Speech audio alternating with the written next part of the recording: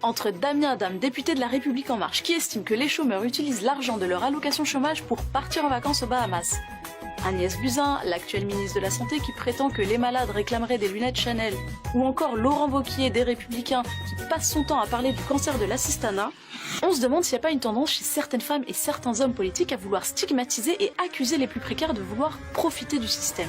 D'ailleurs, les femmes et les hommes politiques ne sont pas les seuls, certains journaux, et c'est souvent les mêmes, participent volontiers à cette campagne de stigmatisation des plus pauvres. Mais en réalité, un Français sur deux ne sait même pas qu'il est éligible à l'aide sociale et c'est chaque année 10 milliards d'euros qui ne sont pas réclamés à l'État. Alors comment ça se fait que les gens n'ont pas tant recours à leurs droits?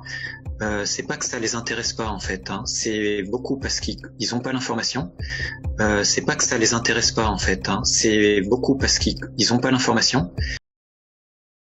C'est aussi à cause de la complexité des démarches et puis peur d'être stigmatisé aussi. Donc on revient sur ce discours que quand on bénéficie des aides sociales, de la protection sociale, de choses pour lesquelles les citoyens se sont souvent battus pour obtenir ces droits, eh ben on est souvent assimilé à quelqu'un qui profite ou qui va frauder ou qui va pas vouloir travailler. 50% des personnes qui pourraient toucher le RSA ne le réclament pas, 68% des personnes éligibles au tarif première nécessité EDF ne connaissent même pas ce dispositif, et 70% des personnes qui pourraient toucher la CMU ne la réclament pas. Obligé de porter le voile. Polémique colonisée. Viande halal, 5 millions de Français. L'Europe chrétienne. La peur. Modérée. Dans un espace laïque, Une sourate. Prière de rue. L'intégration et d'intégration. Arabie Saoudite aux polygamie. D'origine maghrébine. De manger du porc. Des frères musulmans. L'ayatollah Khomeini. Lapidation. Des frères musulmans. La lapidation. En Algérie. Absolument terrible. La théorie du grand remplacement. République islamique. Maghrébin. Université coranique. Musulmans de radicalisation. Déradicalisation. Immigration massive. Radicalisation. Déradicalisé. Radicalisé, endoctriné. Du prophète de l'islam se soumettre à une burkini. Le burkini pour ou contre la burqa islamique. Voile intégral. Prosélytisme. Ou de cette idéologie très radicale. Le courant. Les islamistes. Un islamisme débarbu. Le terrorisme. Alors oui, évidemment, il existe des fraudes à l'aide sociale. Selon le Comité national de lutte contre la fraude, elles étaient de 248 millions en 2015. Mais elles restent minimes comparées aux économies que fait l'État avec ceux qui ne réclament pas. Et surtout, ces montants sont incomparables avec ceux de la fraude fiscale. Entre 60 et 80 milliards d'euros sont perdus en France chaque année à cause de l'évasion fiscale. D'autant que les plus précaires ne sont pas les seuls à pouvoir bénéficier d'une aide de l'État. Il y a des gens dans la société qui bénéficient de l'aide de l'État pour des montants très importants sans aucune contrepartie.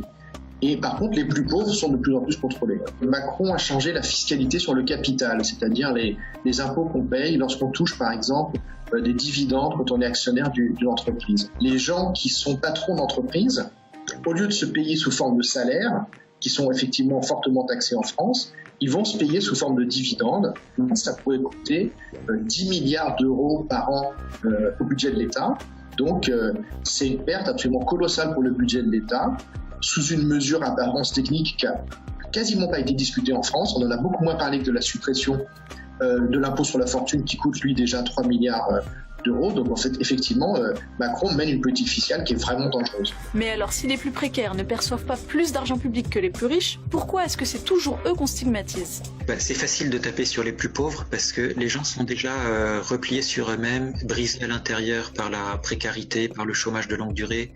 Donc on sait que ce sont des populations qui réagissent pas, qui descendent pas dans la rue, qui sont divisées. On essaie de monter aussi les catégories les plus fragiles les unes contre les autres, les bénéficiaires des aides sociales contre les réfugiés, contre les Roms, contre les gens du voyage. Et on baigne dans un bain général où le message c'est si vous voulez vraiment vous en sortir, vous pouvez vous en sortir parce que nos sociétés donnent les mêmes chances à tout le monde. Ce qui est absolument faux. Alors, qui profite réellement du système ?